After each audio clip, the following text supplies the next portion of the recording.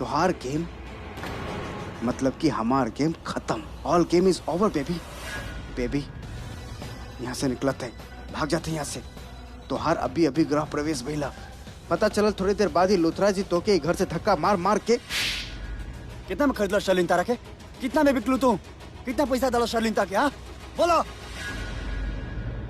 का कहले? का बकवास करत बाड़ी तू? बकवास हम ना, बकवास तू करत रू। हम तो सच बोलता नहीं, जनता के बकवास लागता। करण तू हमरा पे बहुत बड़ा इल्जाम लगावत बाड़ी। हमार बात तो सुना। सुने के बचल ही क्या बा? कुछ बचल बा सुनावे खातिर? बोला एक्चुअली क्या बा ना, हमार दम घुटत है यहाँ पे। हम तारा से बात का हम तार शक्ल नहीं की देखे चाहत, ऐसे हम यहाँ से जाते नहीं।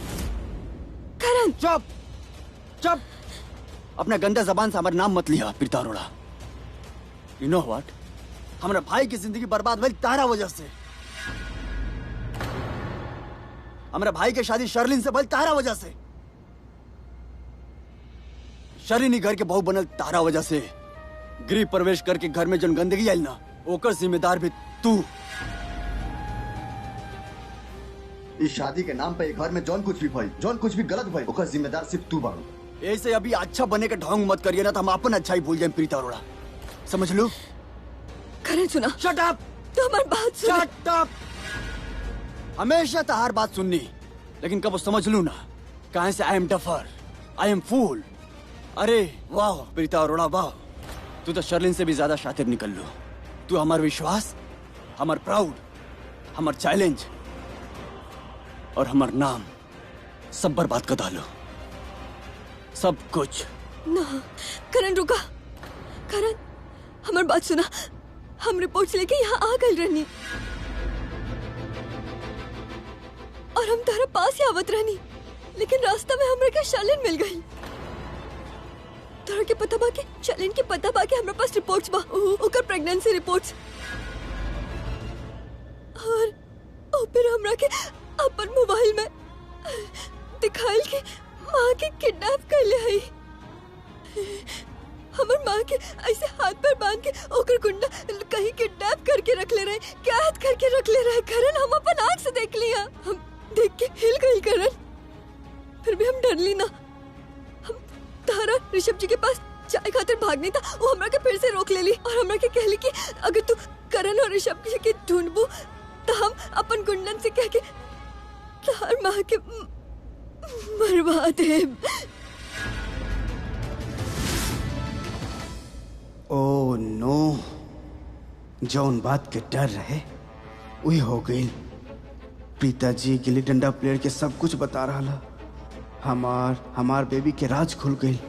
फिर भी हम तारा पास आवे खातिर भागनी तो ओकर लोग हमरा के पकड़ ले करण। शर्लिन के लोग यहाँ रहे करण और वो हमरा के भी किडनैप कर ले और प्रेगनेंसी रिपोर्ट ले अपन पास रख ले।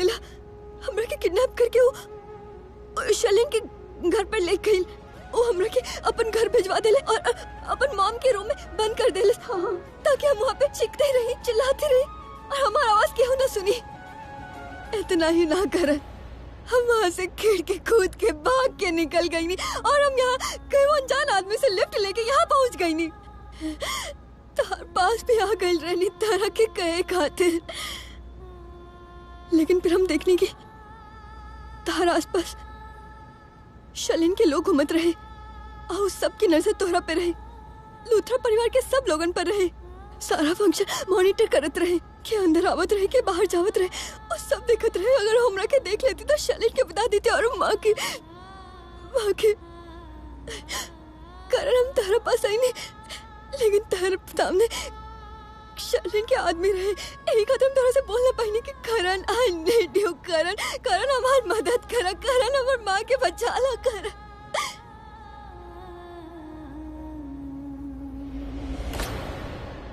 ई भांडा तो फूटते जा रहा। पृथ्वी बेटा जितना जल्दी हो सके निकल ही घर से, वरना डायरेक्ट जेल में दिखाई बा। भागा पृथ्वी भागा।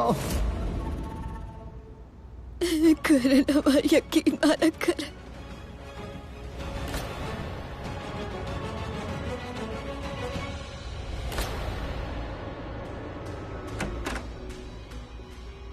और ये दरवाजा काहे लॉक कर देलस? वहाँ पर का भइल? करण का कहलस? प्रीता ओकरा के सब कुछ बता देलस का? यू नो व्हाट, हाँ तू बहुत कॉन्फिडेंट हो। कॉन्फिडेंट ना ओवर कॉन्फिडेंट हो, ये खातिर तोरा पर प्यार आ गल रहे और बार बार आवत रही। पर ई वक्त हम तोहर कॉन्फिडेंस के कुछ न पका सकते काहे कि वहाँ पर खिचड़ी पक रहा। लिसन, अगर तू हमरा पर विश्वास करत हो तो हमार बात माना। अभी जितना जल्दी हो सके समय बर्बाद के लिए अपन बुढ़िया बिस्तर बांधा और चल हमारा साथ। ना नहीं काम करा, सब कुछ यहीं पर रहता। जान बचावल जरूरी है, जान बचल तो लाख उपाय। चल चला। पृथ्वी, हमके बतावा वहाँ का भइल रहे? प्रीता सब कुछ बता देलस का करण के? का करण ओकरा पर विश्वास कर लेले बा? का भइल बा वहाँ पे? देखा, हम एगो बिजनेसमैन है और बिजनेस दिमाग से चलावल जाला। हम दिमाग चला के प्लान बनावत थे और ओकरा फिर एग्जीक्यूट करत थे। हम प्लान कर रहे कि तोहार शादी पंचायती बिजनेसमैन ऋषभ लुथरा से हुई और हो गई ना। और फिलहाल जब हम ही प्लान करत हैं कि हमके यहाँ से भागे के मतलब भागे के हाँ, हम क्यों प्लान के एग्जीक्यूट करे क्या। और जब हम ये कह रहे कि हमके यहाँ से भागे के मतलब करी ना कि हम हमेशा खातिर चल जाए। पृथ्वी सरलिन रिटर्न्स हुई जरूर हुई, पर फिलहाल हमार भला ये है कि हम यहाँ से भाग जाए। हाँ, समय बर्बाद मत करो। अरे चला। पृथ्वी, तू इतना घुमा फिरा के बात काहे कर रहल बड़? सीधा सवाल के लिए बनी, सीधा जवाब दो। प्रीता करण से का कहली और करण के का रिएक्शन ये रहल? पूछा कि प्रीता जी करण से का ना कहलस, सब कुछ बता दिलस। और एकरा से पहले कि गिल्ली डंडा प्लेयर का रिएक्ट करती हम वहाँ से निकल गए। काहे कि जब प्रीता जी गिल्ली डंडा प्लेयर के सब कुछ बताओ थे तोरा बारे में, हाँ? हम तो फ्रीज हो गए, हमके चक्कर आ गए रहे। ये खातिर वहाँ से निकल गए। प्रीता जी अपन सारा दुख भरी कहानी गिल्ली डंडा प्लेयर के बता दिलस कि कैसे तू सासू माँ के किडनैप कर ले रहा, सब कुछ एवरीथिंग। बेबी ट्रस्ट मी, भलाई यही में हा कि तू और हम दोनों यहाँ से भाग चलत हैं। चला भाग चल। पृथ्वी, calm down, just calm down. देखा, अब तक करण के चीखे चिल्लावे की आवाज ना आइल। घर में अभी भी सन्नाटा बा। हमके ये पता करेगे बा कि ये प्रीता जे कहानी करण के सुनैले बाड़ी, करण वो कहानी कितना सुन ले बाड़ो, का रिएक्ट कैले बाड़ो, का भइल बा वहाँ पे? कैसन बात करत हो तू? व्हाट डू यू मीन कैसन रिएक्ट के लिए? ऑब्वियसली वो प्रीता जी पर ट्रस्ट करवे करी ना, उनका पर विश्वास करी ना, काहे ना करी। रीजन तू जानत हो, वो गिल्ली डंडा प्लेयर ऑलरेडी हमरा पर शक करत रहे। ओकरा शक रहे कि तू और हम दोनों मिलल है। कितना बार हम दोनों के रंगा हाथ भी पकड़ ले रहे ना, और अब तो ओकरा जीवत जागत सबूत मिल गई, यानी कि प्रीता जी। बेबी हमार गेम खत्म हो चुका ला, एवरीथिंग इज फिनिश।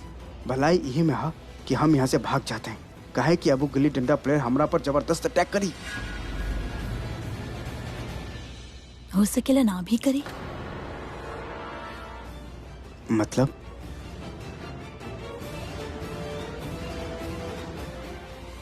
अब पता चलल तो हमारे साथ इतना कुछ हो रहा करण। हमारा पीछे इतना सारा लोग पड़ल रहे और हम सब कुछ अकेले हैंडल करत रही। वाह वाह प्रीता अरोड़ा, कितना आसानी से बोल दो तू ना कि तू अकेले रहो।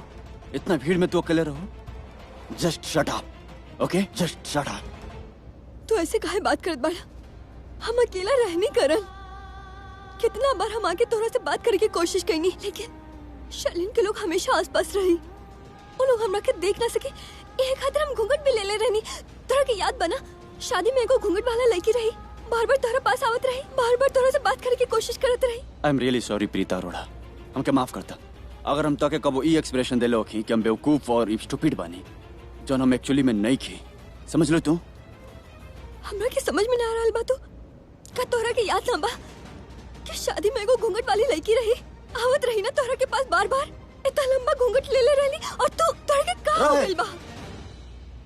लेकिन तू ना रहलो। हम ना रही तो फिर के रहे? तो हमरा के कैसे पता बे कि शादी में एगो घूंघट वाला लड़की रही जो तोरा से बात ना करे के चाहत रहे हो हमसे, हमरा साथे सेल्फी खिंचवावे चाहत रहे हो। और तब शर्लिन भी वहाँ रहे, तब हम शर्लिन के बोलने के हम अपने फैन के साथ बिजी बनी, रूडली बोलनी होगा, गुस्सा भी आई। यस ऑफ कोर्स, शर्लिन तक आके बतैले हुई कि शादी में वो घूंघट वाला लड़की आई रहे और तू बना लहलू कहानी। आई शुड से कि तू कहानी के एगो नया ट्विस्ट दे दहलो।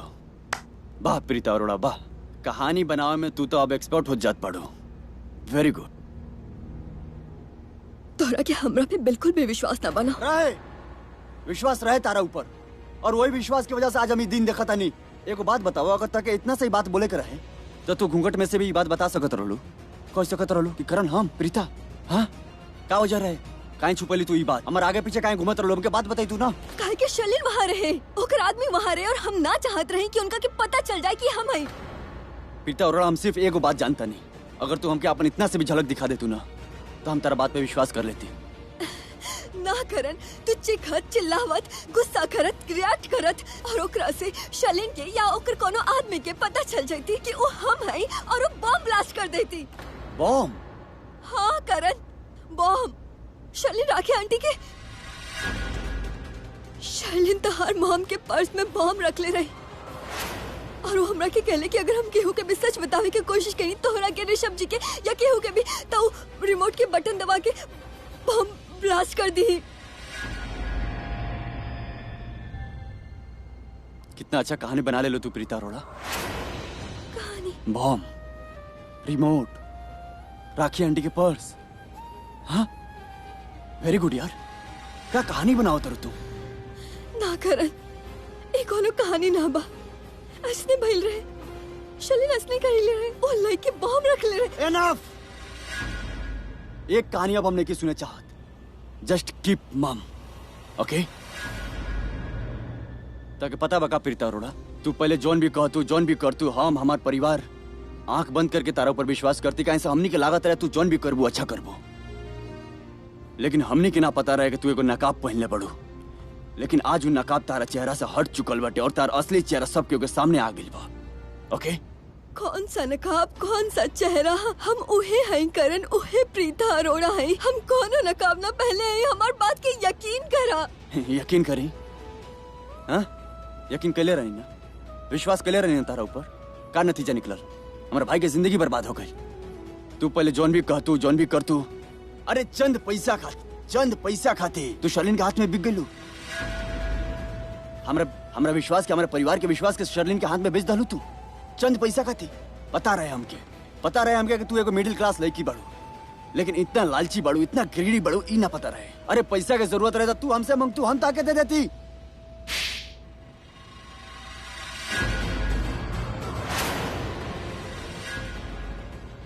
तार भाई के शादी के बाद तार दिमाग खराब हो गई बा।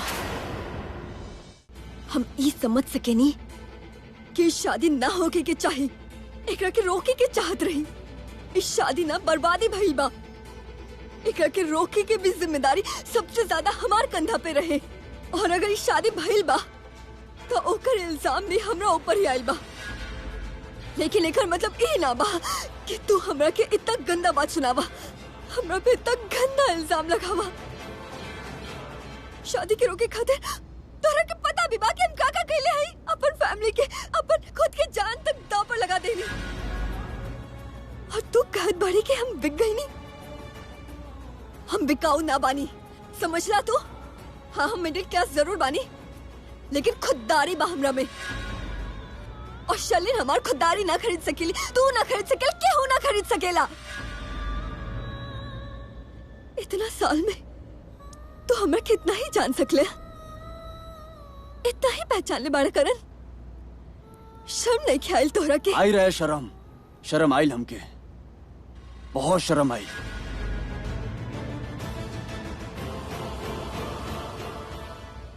ये का हो गइल बा ऋषभ के? इतना ओवर रिएक्ट काहे कर रहल बा?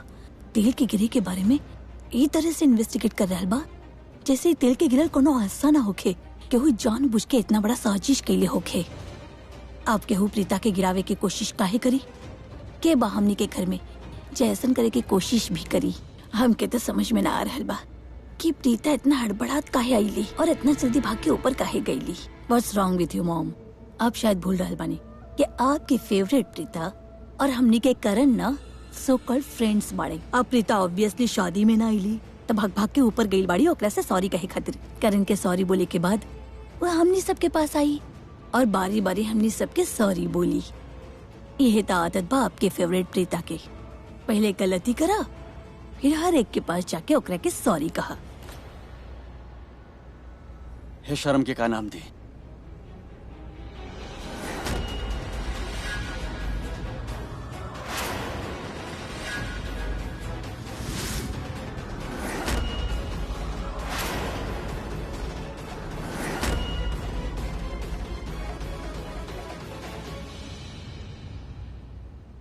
अभी मत बोले कि फोटो में तू नहीं खो।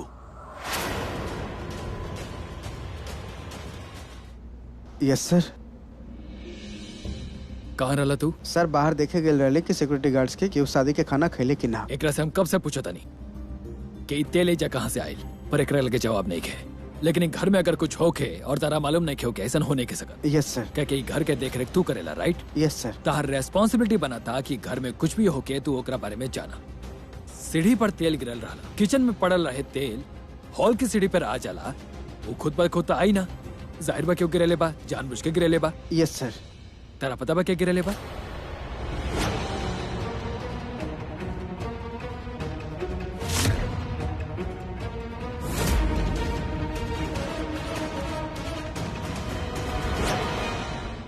सर हो सकता है हमारे कोनो गलत फहमी हो, लेकिन जब हम किचन में गेल रही तब हम पृथ्वी जी के तेल के बड़का बोतल के स्लैट पर रखत दिखली। तो हमके लागल कि वो तेल के बोतल में से तेल निकाल सा, शायद कोनो काम रहल होई। फिर वो उतना जल्दी वहाँ से निकल गए कि हम उनका से कुछ पूछे न पैली कि उनका का चाहिए और काहे चाहिए।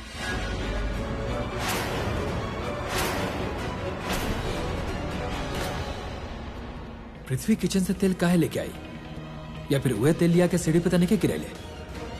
हाँ पर काहे खातिर? काहे सच में प्रीता जी के चोट पहुंचावे के चाहता? बा कहाँ वो दिक्कत नहीं के पृथ्वी?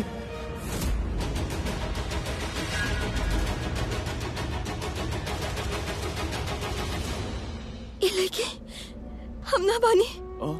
ये हम ना बानी करण। I don't know. ये फोटोग्राफ्स ये शैलेन जरूर फ्रॉड कैले है। ई तू हो, ई तार चेहरा, ई ब्रीफ केस पैसा से भरल तू लेता रू शर्लिन के हाथ से। हाँ, लेकिन समझ लो, एक प्रूफ कहल जाला मैडम, सॉलिड प्रूफ। ओके? ओ, हम तो भूल ही गए नहीं, तू तो प्रीता अरोड़ा हो, राइट? तहार कहानी, तहार बात सच, ये प्रूफ झूठ। लेकिन प्रीता अरोड़ा हमार बात याद रखिया, तहारी कहानी यहाँ ना चली। ई तार जौन इनोसेंट फेस बा ना, अभी यहाँ काम ना करे। Just get lost. करण हमार यकीन करा, ये हम बानी ही ना। ये फोटोग्राफ सी ये सब मॉब्ड है, ये हम ना है। हम ऐसा कुछ ना कैले है। ओह, रियली? ये जरूर शैलेन, हमरा के ना पता भी ये कैसे। तो कहने के पता? एक्चुअली गॉट इट नाउ। अगर ताके पता रही कि तार पिक्चर क्लिक कर जाता है वक्त, तो तू एक्टिंग कर तू फिर से। तू तो शर्लिन की थप्पड़ मार दे, तू अच्छा बने के एक्टिंग कर तू। ऐसा देखा तू जैसे तू हमारा तरफ बढ़ो, शर्लिन की तरफ ना। लेकिन हम अभी अभी कहनी है ना, तारी इनोसेंट चेहरा, तारी ओह, हम तो भूल ही गई नहीं। तू तो पासा पलटे में माहिर बाड़ू प्रीता अरोड़ा। काहे इतना बड़ा धोखा देलू हमके? हाँ, तू काहे कहलू हमरा साथ ऐसा? काहे कहलू? तो के सब बतेले बन जौन आज तक केहू के नहीं बतैले। तारा ऊपर इतने विश्वास करी तू हमके धोखा देलू काहे? करण रुका, हमरा के तोरा के समझावे के मौका दा। एक शब्द और ना, एक शब्द और ना। Get lost, get lost. Karan ये सब सच ना बा करण। एक बार हमरा के समझावे के मौका तो दा। इतना बड़ा धोखा देला के बाद अब तक के मौका चाहिए? हाँ? ई हतार सच। You R sold. अटैक ना करी मतलब? What do you mean gilli danda player attack ना करी हमरा पर? तो कोनो नया गेम खेले बड़ा? आई एम डैम श्योर तो कोनो कांड खेले बड़ा। बेबी जल्दी बताओ तो आखिर खेले का बड़ा? एगो बात बतावा, आज के बाद हमके मूर्खन के महारानी तो ना बोलबो। अरे मूर्ख के महारानी होगी तोहार सारा दुश्मन। एक सेकेंड, वैसे तू सही बोल रहा लो। अगर वो गिल्ली डंडा प्लेयर प्रीता जी पर विश्वास कर लेले हो तो अब तक लुथरा हाउस में भूकंप आ गए रहे, ये पूरा घर हिल चुकल रहे। और अब तक तो गिल्ली डंडा प्लेयर एक बार ना 1000 बार हमारा नाम चिक चिक के पुकारे, पर ऐसा कुछ ना भाई। यहाँ पर तो सन्नाटा। करण के विश्वास नहीं खे, और प्रीता अभी भी ओकरा के विश्वास दिलावे की कोशिश कर रहल बाड़ी। बेबी एक बात बतावा, वो गिल्ली डंडा प्लेयर के प्रीता जी पर विश्वास ना है तो के पता बा घर में इतना सन्नाटा काहे बा? काहे कि करण के सबूत मिल गेल बा कि प्रीता बिक चुकल बाड़ी। What? हमरे हाथ हो इतना सन्नाटा यही से बा काहे कि करण के पता चल गइल बा कि हम प्रेग्नेंट बानी। हमके घर से धक्का मारे के बजाय वो प्रीता पे गुस्सा बा कि हम ई घर के अंदर काहे बानी, प्रीता के वजह से। इन शॉर्ट, हमार शादी ऋषभ से प्रीता करवैली। सिंपल बात। प्रीता करण से प्रॉमिस कैले रहली कि वो शादी होके से पहले कोनो ना कोनो सबूत ला के ई शादी रोक दी। वो ओकरा की झूठी उम्मीद देले रहली, लेकिन करण के पता चल गइल बा कि प्रीता बिक गइल बाड़ी। चंद पैसन खातिर वो हमारो ऋषभ की शादी होके देलस। वो शादी आके ना रोकलस, काहे कि हम प्रीता के खरीद लेले बानी।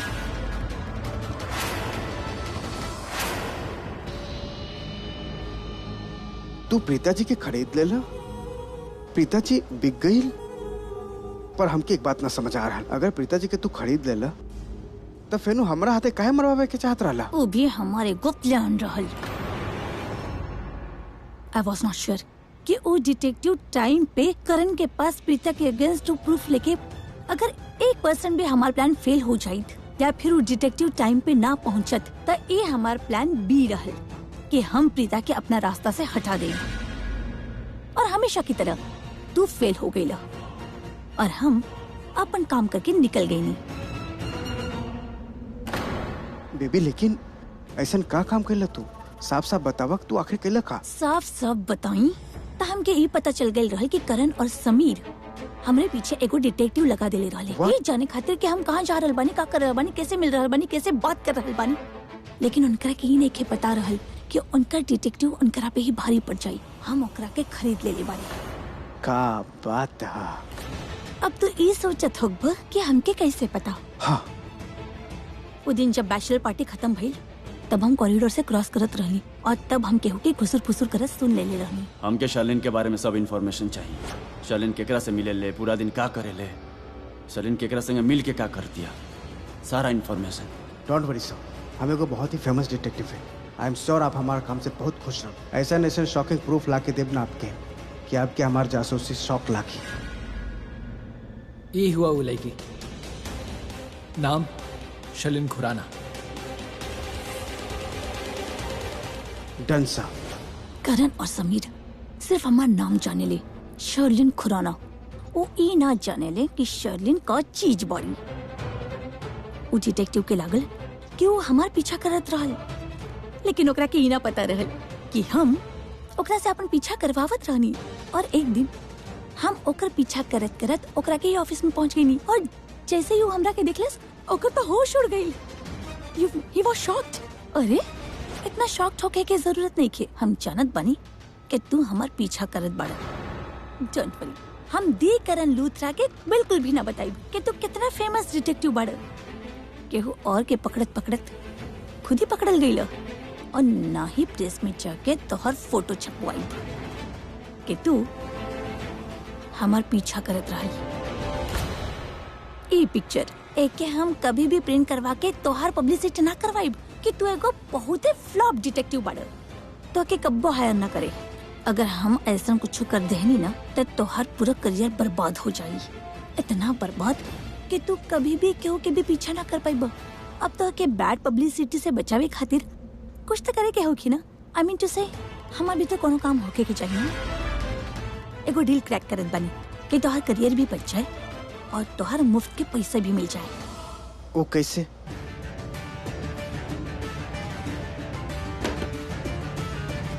खोलो।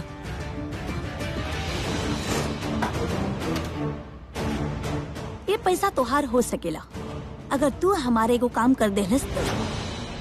पर बेबी वो काम कर रहे। हम प्रीता के अगेंस्ट प्रूफ मांगले रहनी कि प्रीता बिक गई बाड़ी। चंद पैसन खातिर वो हमारो ऋषभ की शादी होके देलस, जानबूझ के वो शादी ना रोकलस। ए प्रूफ के दो फायदा बाड़े। पहला कि प्रीता के लूथरा हाउस में अवल चावल बंद हो जाई।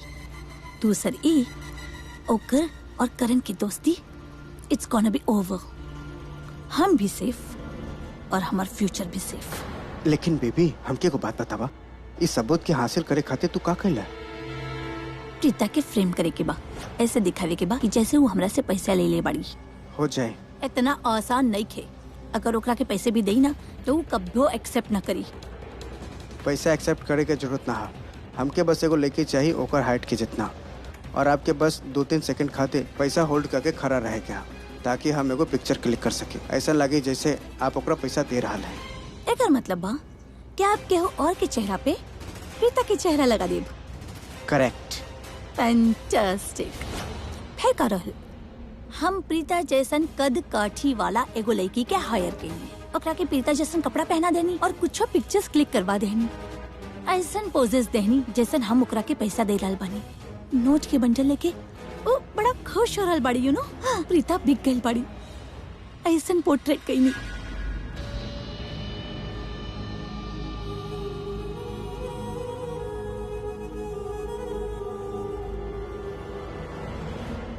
करण तो ऐसे काहे करत बाड़ा?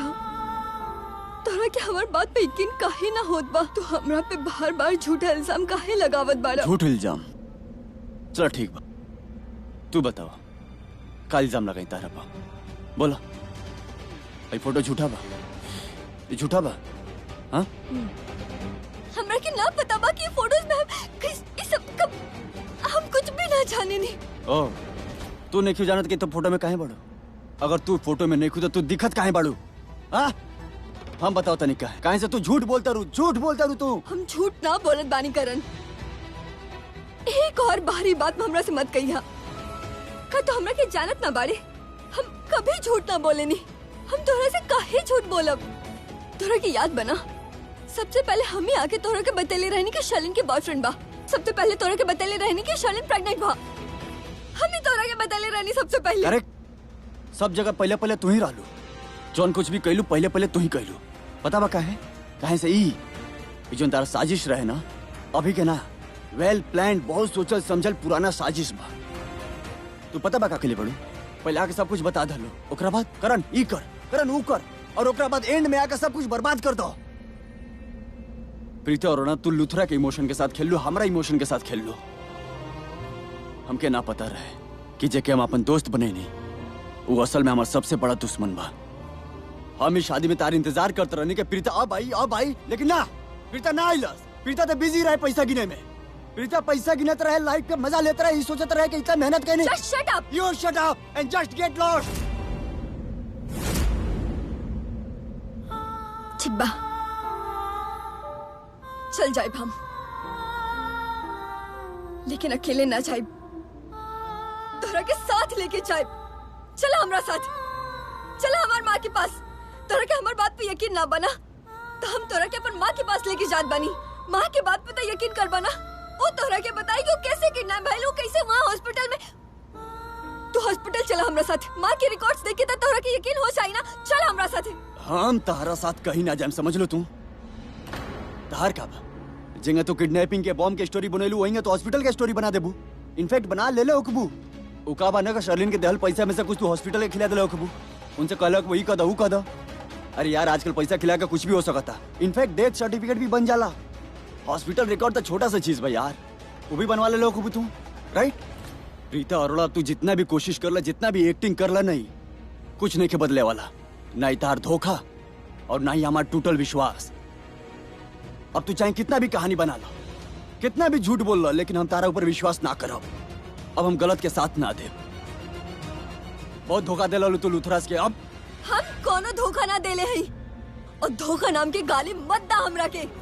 तोरा के पता भी बा कि शादी के रोके खातिर हम और हमार परिवार कौन कौन चीज से गुजरल हई। किडनैपिंग हो गई, हॉस्पिटल पहुंच गई, का ना हो गई। धोखा तू हमरा के देले बाड़े, अपन आप के हमार दोस्त बोल के। दोस्त होके लाना तो दोस्त के विश्वास करल जायला, ऐसे पत्थर बन के ना खड़ा रहल जाला। लामत कहां से चिल्लाई से कुछ बदली ना प्रीता। सच ये बा जो पिक्चर्स में दिखाई देता है, फोटो में दिखाई देता। सच ई बा, समझ लो। एक के सबूत कहल जाला। तारा कला से सच झूठ में ना बदल जाई। उसे एगो बात कही प्रीता, माहिर बाड़ू तू जाल बिछावे में। जाल में तो तू फंसत बाड़ा, वो भी शर्लिन के जाल में। कोनो बात नहीं, लेकिन शर्लिन तारा से बेटर भी है। पता बा काहे? काहे से दुश्मन ही हमार। हमके पता बा को जाल बिछाई फंसाई हम, लेकिन तू तो दोस्त रहलू ना हमार। काहे कलू ऐसन प्रीता? काहे धोखा देलू हमके? हाँ, तो के पता बा तू का केले बड़ू? तू हमरा विश्वास पे, हमरा पीठ पर पीछे से छोड़ा फूकले बड़ू। हम तो शर्लिन के शातिर समझ ले रहनी, लेकिन तू तो ओकरा से भी बड़ा शातिर निकल लो।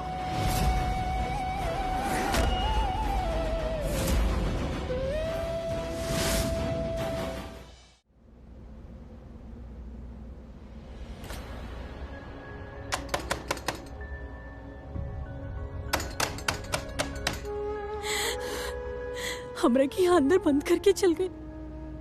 क्यों दिखाई भी नहीं दे। अरे क्यों बा? केहू बा? कोई हमारा आवाज भी नहीं की सुनत। अरे सुना पास।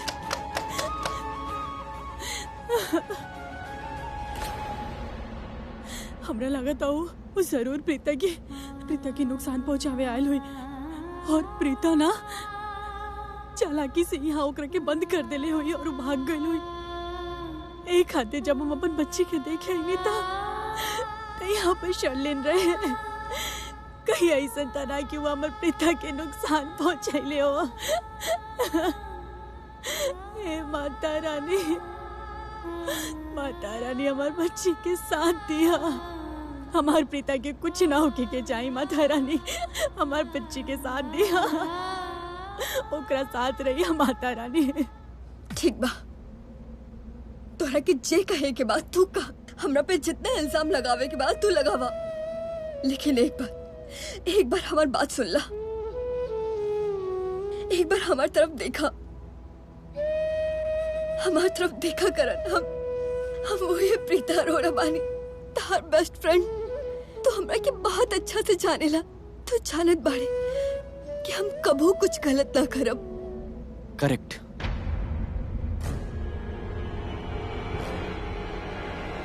ताकि अब हम बहुत अच्छा से जान गए बनी।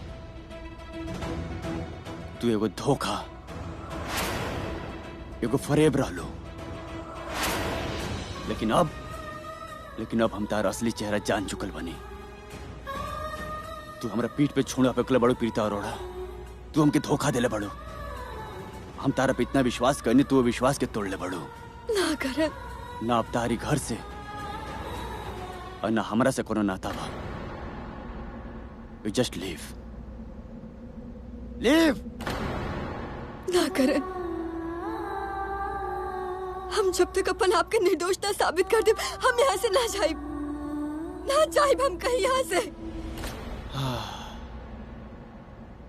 एक बात बोली प्रीता,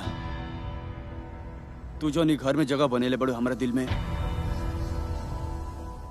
में जो तू धोखा से जगह ले बड़ो।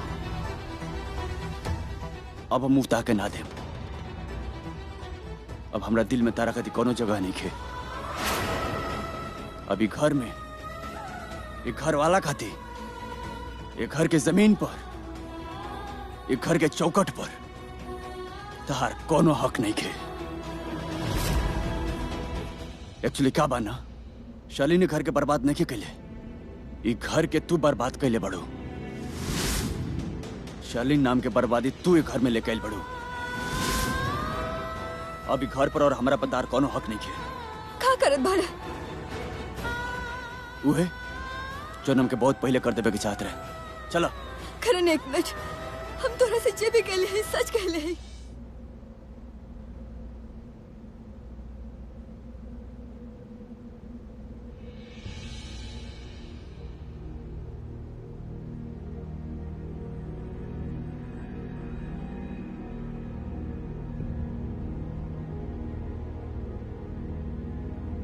हम इतना देर से यहाँ सुता नहीं। Oh my God.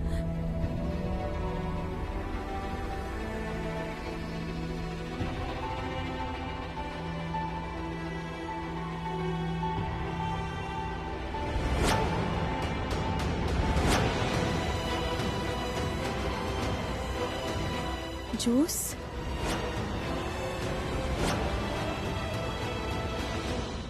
वो बॉड बॉय हमरा के जूस पी ले रहे ना, वो कुछ भी ले हुए जूस में। आई एम श्योर केहू के कहे पे वो ऐसन कैला सा, पर केकरा कहे पे? ओकर तो हमरा से कोनो दुश्मनी नहीं है, काहे कि वो तो एगो बॉड बॉय बा। शर्लिन, वो बॉड बॉय के शर्लिन भेजले हुई। प्रीता दी,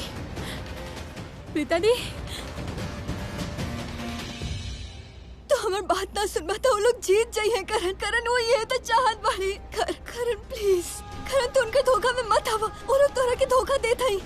करन हमार बात सुना। करन उनका मकसद पूरा होके मत दा प्लीज। हम तोरा से नहीं क्या सुनेगा हम क्या कुछ भी। ला, हम जे कहानी लिखले रहनी ओकर फिनाले स्टार्ट हो गेल बा। चलो देखत बानी, कहानी तो बहुत ही कॉम्प्लिकेटेड रहली लेकिन ओकर फिनाले उतना ही धमाकेदार और जोरदार होगी। चलो चलो। एक सेकंड, देखा बेबी, हमके फिनाले देखे क्या, पर सबके सामने ना आ सकीला, छिप छिप के देखे के पड़ी। हम ना चाहते हैं कि लुथराज के पता चले कि हम अभी भी यहीं पर आई। पर एक बात बोले, यू आर फैंटास्टिक बेबी। चला।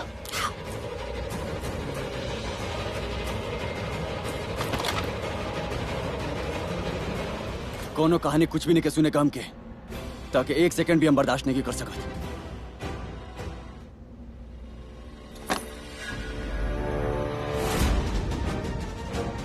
ये तो शर्लिन हो सकेला। इतना दी के ही रूम बा, पर ये लॉक काहे बा?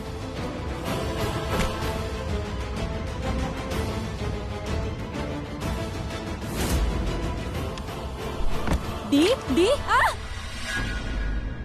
माँ, हमरा लागल शर्लिन बा। माँ, प्रीता दी कहाँ बाड़ी? उनका तो यही रूम रहे ना, और ये बाहर से के लोग के लिए रहे दरवाजा। हमरा शर्लिन बंद कर देले रहे ये कमरा में। हम यहाँ पर प्रीता के देख के आयल रही। हम जब यहाँ आई नहीं तो प्रीता ना रहे, हमरा शर्लिन यहाँ मिलल। वो हमरा लागत है सृष्टि, वो शर्लिन ना प्रीता के नुकसान पहुँचावे आयल रहे। अब प्रीता कई तरह से ये कमरा से चल गई, और जब हम प्रीता के देखे आई नहीं तो तब यहाँ पर हमरा शर्लिन मिलल। एकर मतलब दी लूथरा हाउस गई बड़ी, और ये बात शर्लिन भी जाने ले। मम्मा, हमने के जल्दी से जल्दी लूथरा हाउस जाए की पड़ी, वरना दी वहाँ पे अकेला पड़ जाए। उनकरा के हमने के साथ चाहिए। शर्लिन कुछ भी कर सकेला। मम्मा चली। करण तो हमारी बात काहे ना सुनत बाड़ा? एक मिनट रुका, हमारी बात सुना। करण हम ना जाए। जब तक तो हमारी बात ना सुन लेवा, हम कहीं ना जाए। जब तक सब कुछ ना बता दे, हम ना जाए। करण रुक जा, हम कहने। करण रुका। निकला हमरा घर से। करण रुका, निकला हमरा घर से। ई का करण तो प्रीता के घर से निकाला था, ई कैसे हो सकेला? प्रीता के शर्लिन के सारा सच जाने ले। हमरा तो लागता वो करण के शर्लिन के सच बता दी तो ये सब हमार बेटी के साथ हुई, ओकरा के घर से बाहर निकाल दी लोग। पर यहाँ तो कुछ और। ई कैसे?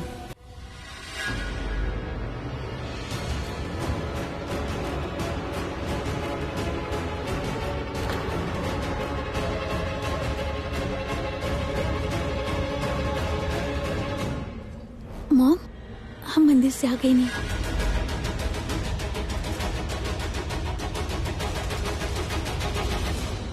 अच्छा बा, अब करण और प्रीता की ड्रामा ये लूथराज के होश उड़ा दी, और इनकरा में से केहू भी हमके मंदिर के प्रसाद खातिर ना पूछी। गुड। करण छोड़ा हमारा हाथ। करण हमारी बात सुना। करण तू का करत रहा? भाई मत करिए सन प्लीज। हम कहीं ना अरे जाए। करण, का करत रहा तू? करण भाई, करण करत का बड़ा तू? ना जाएंगे। करण छोड़ो हमरा के। भाई करण का बड़ा? आप का करत नहीं? छोड़ दी करके प्लीज। का हो गया? इतना गुस्सा काहे आ रहल बा तोके? बोलो ना। और एकरा के बाहर काहे निकाल करण रहल का बड़ा? बचपना है यार। ये मिडिल क्लास लड़की के वजह से ना हर बार हमने के घर में कोनो नया ड्रामा शुरू हो जाएला। आज पता ना का हो गइल बा। इट्स ओके करीना आंटी, आज से करण और प्रीता के फ्रेंडशिप ओवर, सारा कनेक्शन खत्म। छोड़ो, ओकर हाथ दर्द कर रहल बा। छोड़ो बेटा प्लीज। करण तू रुक जा। क्या कर रहा है? बेटा हमारी बात सुनो। करण हमारी बात सुना। देखा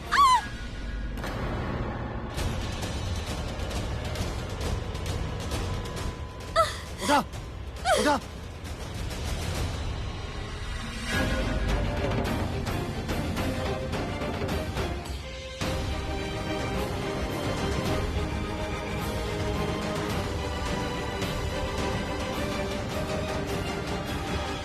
कार दिमाग खराब हो गई बा।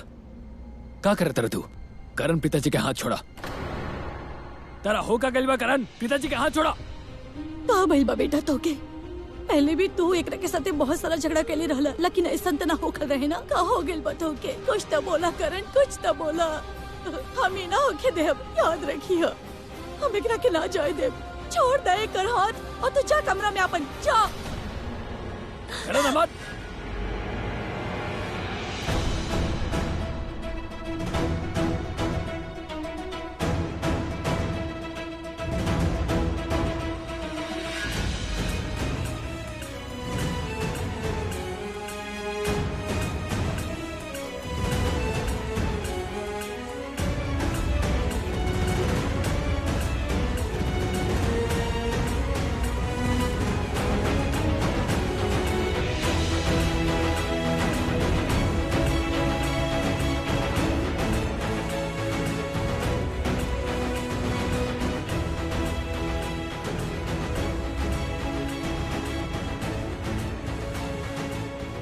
दोबारा ये घर में आवे के कोशिश मत करियो। अपन गंदा शक्ल हमके मत दिखाइयो।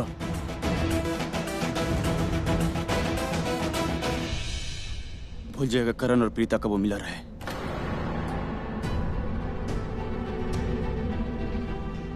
भूल जाएगा कब तू हमारा जिंदगी में आई रहा लो।